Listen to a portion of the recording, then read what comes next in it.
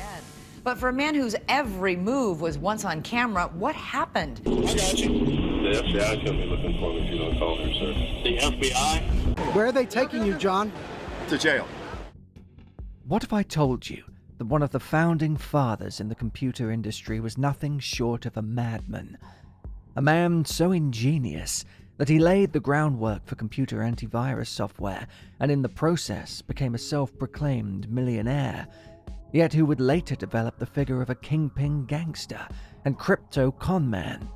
He even once ran as a presidential candidate. Remember the show Tiger King? Well, this guy's story makes Joe Exotic look tame. The story of John McAfee is as complicated as it is entertaining. He is probably the most insane person I have ever come across. And after watching this video, I can almost guarantee you will be saying the same thing. Part 1. Making Millions. September the 18th, 1945. John McAfee was born in Cinderford, England. He would later move to the United States, where he was raised in a small town in Virginia. In his childhood, he was faced with many hardships. His father was an abusive alcoholic who would later commit suicide when McAfee was just 15 years old. Following a difficult adolescence, he would pursue and complete a bachelor's degree in mathematics. After graduating university, McAfee accumulated a noteworthy resume, working at NASA, UNIVAC, and Xerox. However, in his mid-30s, he began to focus his efforts in developing his own antivirus software. McAfee's motivation for doing so came after receiving the infamous IBM brain virus on one of his own computers. A computer virus is a programmer written by a hacker with a unique purpose, and that purpose is to multiply and live. It is the #1 computer threat.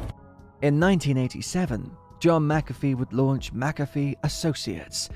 The company's first product was a commercial antivirus program, the first of its kind, and would lay the forefront for internet security in America. McAfee ran the software business as CEO up until 1994, at which point he would transition away from the company and begin selling off his shares. Over the next few years, McAfee invested heavily in real estate, and in 2007, his net worth was estimated to have reached $100 million. Although he made considerable cash from his original business, the majority of his newfound wealth was due to luxury real estate investments. However, this all took a turn for the worse when the financial crisis would hit. No, I didn't lose my fortune. I'm not that stupid. Tonight on Nightline, losing a fortune. How to kiss nearly $100 million goodbye. It was the largest economic downfall in recent history. And given McAfee's large financial investment in real estate, it is reported that his net worth dissolved to around $5 to $10 million. He was forced to sell off his real estate for pennies on the dollar. According to one source, McAfee sold a $25 million Colorado estate for just $5.7 million. Now McAfee plans to take his remaining handful of millions and head to Central America. Subsequently, John announced he would be moving to Belize in Central America to pursue a new life. This was mainly a ploy by McAfee to avoid any further legal complications in the United States. As he told ABC News, "I've had 200 lawsuits in my life because my name is John McAfee. No, I didn't lose everything. I wanted to stop people from trying to sue me." The move to Belize would prove to be the beginning of a new chapter in McAfee's life, filled with drugs, violence, and corruption. Just when you might have thought McAfee had hit rock bottom, he would really be heading down a dark path no one could ever see coming. Part 2. Trouble in the Jungle. In 2009, McAfee had officially moved to Belize, a tropical country along the coast of Central America. McAfee resided in a beachfront mansion with his girlfriend, who he had just met at the time, Alison Adonisio. She was a botanist who studied the use of plants in medicine and antibiotics. McAfee had committed to funding her research in hopes of developing a new pharmaceutical drug for their company, Quaramex. In 2010, they had set up shop in the Belizean jungle and built laboratories across an acreage of land. However, Quaramex would soon go south as McAfee's personality took a turn for the worst. In December of that year, John had developed a noticeably addictive drug habit. He posted to an online drug forum about his use of bath salts, more specifically MDPV, a psychoactive and synthetic stimulant that has effects similar to that of coke. Yes, I've taken bath salts, every fucking one of them. Things like MDPV. McAfee posted his experiences and also cited that he was manufacturing strains of MDPV that he claims to have tested on himself. I am my only test subject. I temporarily blinded myself for 3 hours. I had visual and auditory hallucinations and the worst paranoia of my life. I didn't sleep for 4 days.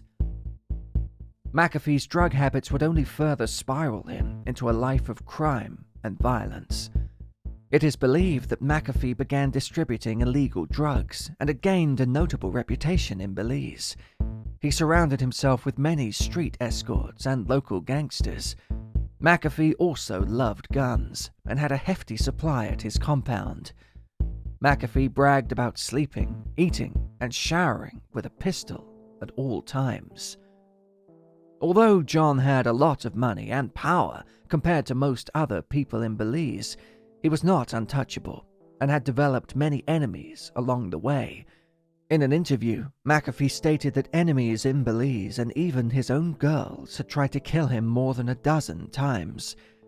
In order to ensure his security, McAfee created his own law enforcement consisting of ex-cons, local gangsters, and corrupt police officers in the neighboring village. With this strong network of protection, McAfee had essentially taken the power of the Caribbean town under his own authority. At one point, he had even set a curfew for the town to abide by and threatened to kill anyone who disobeyed the curfew. Eddie McCoy, also known as Mac 10, was a notorious gangster in Belize and was also one of McAfee's close acquaintances amongst the gang. At one point, John had allegedly hired Mac 10 as a hitman who was responsible for the brutal and public execution of another man accused of robbing one of their properties. Although the government had previous suspicions of McAfee's activities, his involvement with Mac 10 is what led to a serious investigation. Shortly thereafter, the Gang Suppression Unit, also known as GSU, would raid McAfee's compound under the assumption that he was manufacturing and distributing methamphetamine. I woke up at 6 in the morning to 42 armed soldiers in full riot gear carrying automatic weapons storming my property in Orange Walk on the river. I was held in handcuffs behind my back in the sun for 14 hours without food or water. At one point, by the way, I asked a guard for food and water, not just for me, but for everyone else.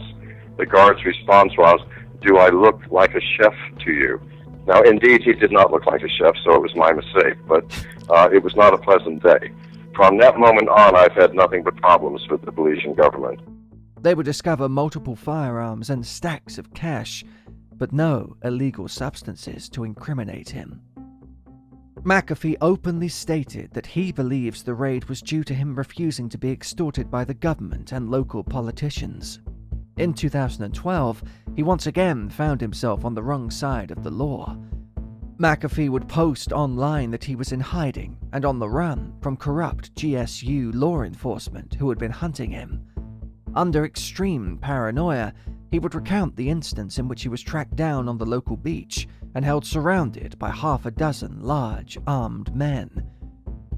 After such instances, McAfee later moved back to his beachfront villa, away from his laboratory compound. McAfee had brought back his gangster lifestyle of guns, girls, and guards. As you could imagine, many of his neighbors were frightened by McAfee's gang. Residents filed a petition against McAfee, stating that his security guards and dogs created an unsafe environment for locals and tourists.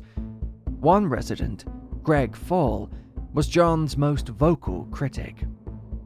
Fall was a former Marine living in his dream home on the beach of Belize for his retirement. However, the two had many run-ins, which led to some physical and almost deadly altercations. According to one source, Greg Fall had come across a pack of McAfee's dogs along the beach and confronted him, in which McAfee threatened Fall with a firearm. Therefore, Fall claimed he would take matters into his own hands. In later weeks, McAfee's dogs were all found poisoned and killed by some unknown assailant. Allegedly, this was Fall's own way of handling McAfee. However, this has never been confirmed. A few weeks later, Greg was found murdered in his Belizean home. Investigations of the murder reveal a break and enter in which Fall was tasered multiple times and then shot in the back of the head. Motive and a fit to the crime pointed right back to McAfee, who would become a person of interest for detectives. When pursued for questioning, John went back into hiding. He believed and claimed that the GSU had actually made an attempt on his life and mistaken him for his neighbor. Other theories on Fall's murder point back to Mac-10. According to an interview with McAfee's custodial worker, he was given $5,000 from McAfee to wire into Mac-10's bank account and had driven him across the beach the night of Fall's murder. Despite all key evidence pointing back to John, Belizean officials did not have DNA testing at the time of the case and could not link anything back to them. Still on the run from the police, John was able to dodge authorities by constantly moving between motels and changing his appearance. However, he eventually had his location exposed online and was forced to flee to Guatemala. Shortly after, McAfee was arrested outside his hotel for entering the country illegally. The Foreign Ministry of Guatemala didn't know how to handle him, since they didn't hold any actual outstanding arrest warrants for McAfee. Because there was no reason to detain him, and he did not have any legal case pending against him, they decided to extradite John back to Belize. But before he could be extradited, McAfee faked his own heart attack. You faked the heart attack? Sure, I faked it. What would you have done? In doing so, he was able to buy some time for his legal attorney, which further allowed an appeal to go through in which John was sent back to Miami. John and Mac-10 were never found guilty for the murder of Greg Fall. However, one of McAfee's tweets may hint at this event. Here's the crazy reality of my life. 11 attempted assignations, and I survived them all. Oddly, none of the assassins survived more than 2 months after the attempt. They all encountered bizarre accidents. It's a strange world. Part 3. Pumping and dumping crypto. In 2012, after being deported from Guatemala back to the US, McAfee would continue on with his reckless and unpredictable lifestyle. He found new love with his current wife, Janice Dyson. Later on, the two would move to Portland.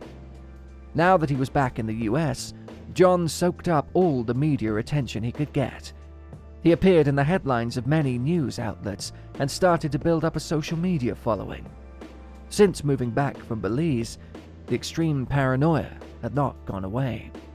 McAfee bolstered himself and his home with an arsenal of guns, claiming that he had fled Belizean hitmen and government assassins. After fleeing the country, his beach home had mysteriously burnt to the ground in the case of a bushfire. McAfee quoted, "I believe that there are select few with great power in Belize that will go to great lengths to harm me. This fire was not just a strange coincidence." During his transition back to the US, John had also made considerable changes in his drug habits. He went from being completely sober to becoming an avid user once again, something that likely played a key role in his mental health. In 2015, McAfee decided to re-enter corporate life after more than 8 years abroad. John's tech background would land him a position with the company MGT Investments and Studios. This cybersecurity investment firm would appoint him as CEO. However, this was short-lived after the company was soon under investigation by the US Securities and Exchange Commission. MGT was faced with a lawsuit from former shareholders claiming that they had financial losses caused by purchasing artificially priced shares. McAfee was one of the defendants named in the pump and dump lawsuit, which claims that the defendants made approximately $9.4 million from MGT Capital Investment shares alone in only 2 weeks.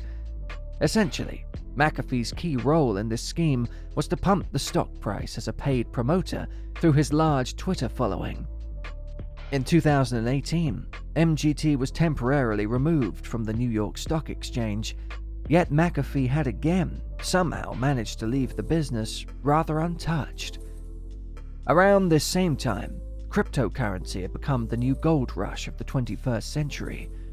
Bitcoin and Ethereum are just 2 of the major coins that were slated to be the future in this online market. Well, McAfee saw this as an opportunity and began new ventures in the crypto game. With that being said, John had even developed his own crypto wallet known as BitFi. However, he spent most of his efforts providing recommendations and analysis on new up-and-coming cryptos, all while facing some criticism for again pumping and dumping. In 2017, it became well known in the crypto community that John would make daily coin of the day tweets on random obscure coins. He would give high praise to random coins within the market, only later to see them skyrocket and crash. In total, McAfee had made more than $23 million by recommending several initial coin offerings. As of 2021, John has been charged in the US with conspiracy to commit fraud and money laundering. Allegations against him claim that he used his large Twitter following to inflate crypto prices, which when sold netted him over $2 million. The lawsuit further claims that he had received $11 million in payments from cryptocurrency startups to endorse their coin. Currently, McAfee is being detained in Spain due to other separate criminal charges related to tax evasion. One of McAfee's radical beliefs is that he believes the IRS wants to take him down, and he openly admits he hasn't paid tax in 8 years. In the coming months, John McAfee will likely face extradition and prosecution in the United States. However, this is still a story in development. In the meantime, you can find John regularly tweeting about how life is inside the Spanish prison from his Twitter account, where some of his tweets are as strange as the events in his life. And there you have it, the story of John McAfee. There is uncertainty in what the future holds for McAfee. Given his current circumstances, he may not be released from prison anytime soon and could spend the rest of his life behind bars. Even if some of his stories aren't 100% provable, nobody can deny that McAfee hasn't lived an interesting life. And although this is the end of the video, it is unlikely to be the last time any of us hear the name John McAfee. As always, if you liked the video, don't forget to hit the like button and subscribe for future videos just like this. Also, comment down below your thoughts on John McAfee. I'm curious to know. And with that being said, I'll see you guys next time.